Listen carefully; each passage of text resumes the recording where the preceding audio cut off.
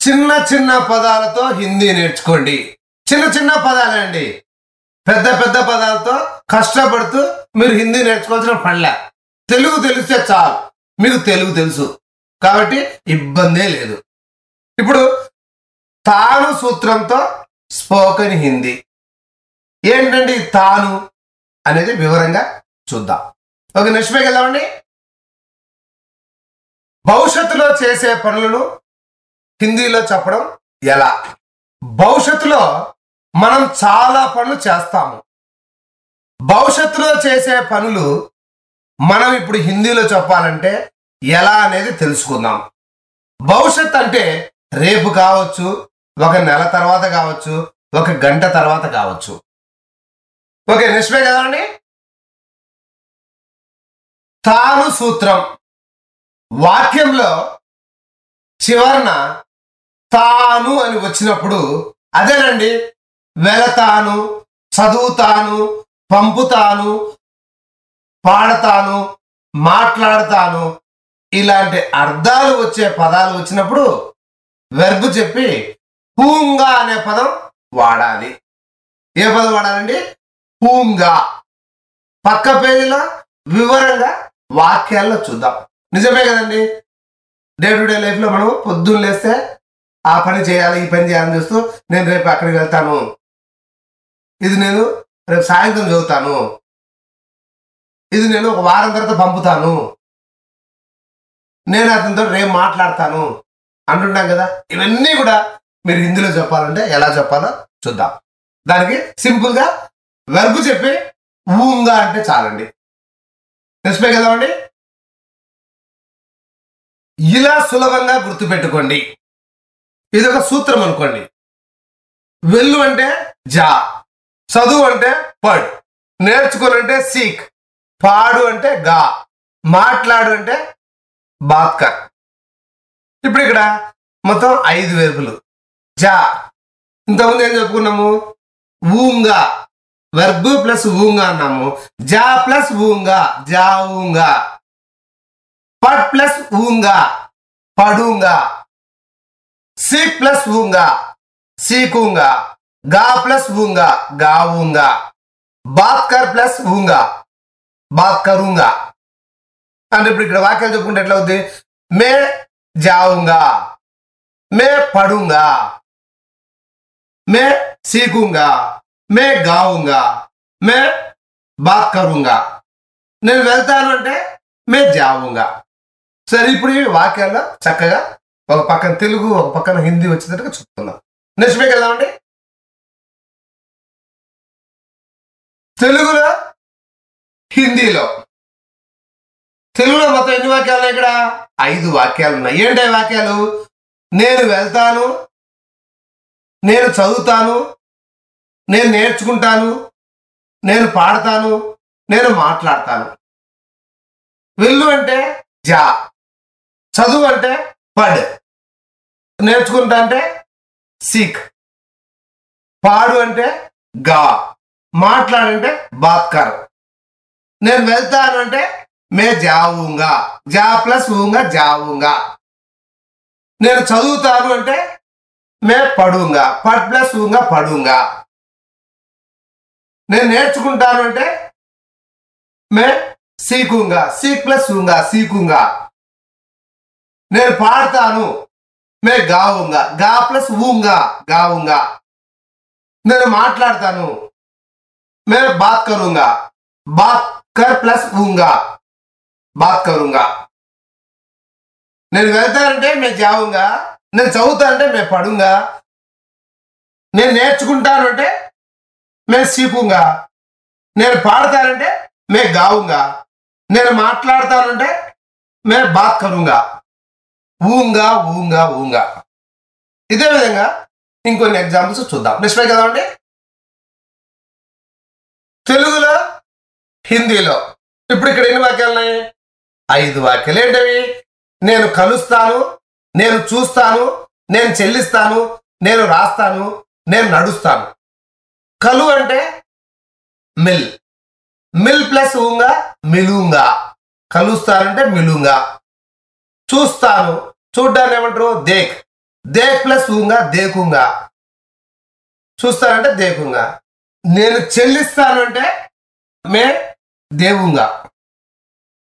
నేను రాస్తానంటే మే లికుంగా.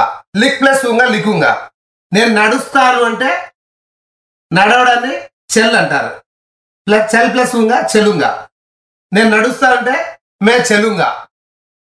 నేను కలుస్తాను అంటే మే మిలుంగా. బాగా గమనించండి. మిల్ ప్లస్ ఊంగా మిలుంగా. మిల్ ప్లస్ ఊంగా. ప్రతిదానికి అలానే. దేక్ ప్లస్ ఊంగా దేకుంగా. ఓకే, ఇప్పుడు నేను గురించి చెప్పాను, నేను ఉపయోగించి చెప్పాను. ఇప్పుడు మళ్ళా నెక్స్ట్ వేలో నేను, మనము, మీరు, అతను, ఆమె, వారు అన్ని ఉపయోగించి, అన్ని పర్సనల్ ప్రొనౌన్ ఉపయోగించి చెప్తాను. ఓకే, అది చాలా ముఖ్యం. నెక్స్ట్ వే కదా అండి. తెలుగులో హిందీలో. ఇప్పుడు తెలుగులో ఎన్ని ఉన్నాయి వాక్యాలు? మొత్తం 6 వాక్యాలు. ఏంటివి? నేను వెళ్తాను, మనం వెళ్తాము, మీరు వెళ్తారు, అతను వెళ్తాడు, ఆమె వెళ్తుంది, వారు వెళ్తారు. ఇక్కడ మీరు బాగా గమనించండి. చివర్లో గా, గీ, గే ఈ 3 సౌండ్లే వస్తున్నాయి. ఈ 6 వాక్యాలు మీరు బాగా గమనించినట్లయితే ప్రతి వాక్యానికి చివర గా గాని, గీ గాని, గే గాని వస్తుంది. అయితే ఇప్పుడు మీరు చివర్లో ఉన్న 3 వాక్యాలు అంటే అతను వెళ్తాడు అన్నప్పుడు ఏమొచ్చిందండి? జాయేగా. గా అన్నప్పుడు ఆ సౌండ్ వచ్చింది. ఆమె వెళ్తుంది అన్నప్పుడు ఏమొచ్చింది? జాయేగి ఈ సౌండ్ వచ్చింది. వారు వెళ్తారు అన్నప్పుడు గే సౌండ్ వచ్చింది. అంటే ఇక్కడ కూడా ఆ ఏ వచ్చింది. అయితే ముఖ్యంగా గమనించాల్సిందంటే 3 విషయాలు గుర్తుపెట్టుకోండి. ఇది ఫ్యూచర్ టెన్స్. ఫ్యూచర్ అంటేనే చివరిలో అన్నిటికీ గా సౌండ్ వస్తుంది.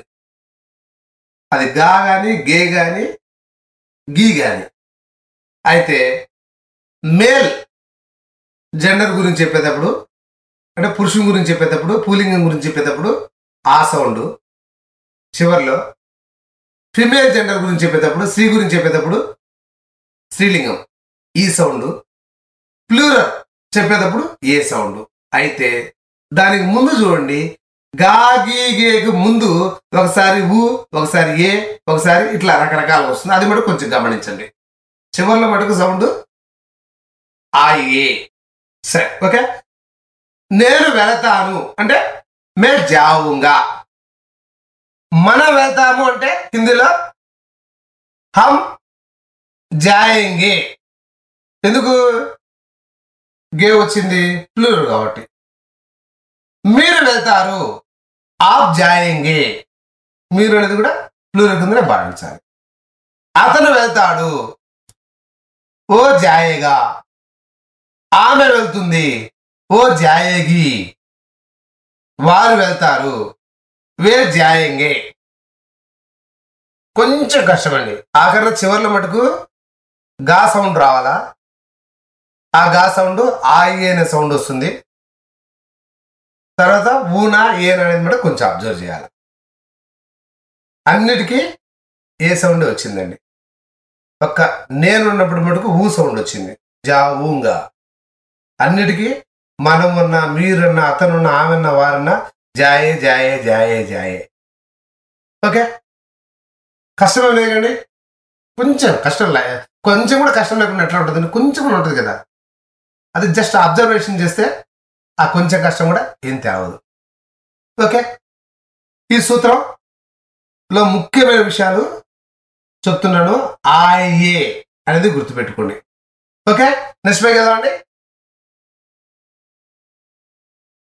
హాయ్ ఫ్రెండ్స్, ఇప్పుడు మీరు డాష్ హూంగా సూత్రం సహాయంతో వాక్యం హిందీలో చెప్పడం ఎలాగో నేర్చుకున్నారు. అదేవిధంగా హూంగా సూత్రం ద్వారా హిందీలో ఎలాంటి వాక్యాన్నైనా, ఎన్ని వాక్యాలైనా చక్కగా 100% మాట్లాడగలనే నేను నమ్ముతున్నాను. చిన్న చిన్న వాక్యాలైనా, పెద్ద పెద్ద వాక్యాలైనా, ఎన్నైనా ఈ డాష్ హూంగా, డాష్ అంటే అక్కడ వెర్బ్ రావాలి, సూత్రం ద్వారా మాట్లాడవచ్చును.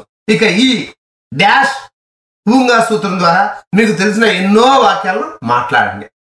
ఇప్పటి వరకు ఈ వీడియోలో ఎన్నో సూత్రాలు, ఎన్నో వాక్యాలు నేర్చుకున్నారు. మీ పుస్తకాలు కూడా రాసుకుంటారని భావిస్తున్నాను.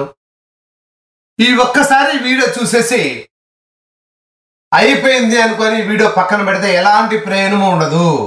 కనీసం 3 సార్లు, ఇంకా వీలైతే అంతకంటే ఎక్కువ సార్లు చూడండి.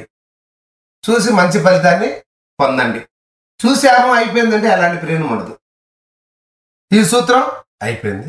నెక్స్ట్ సూత్రంలో కలుద్దాం. ఓకే.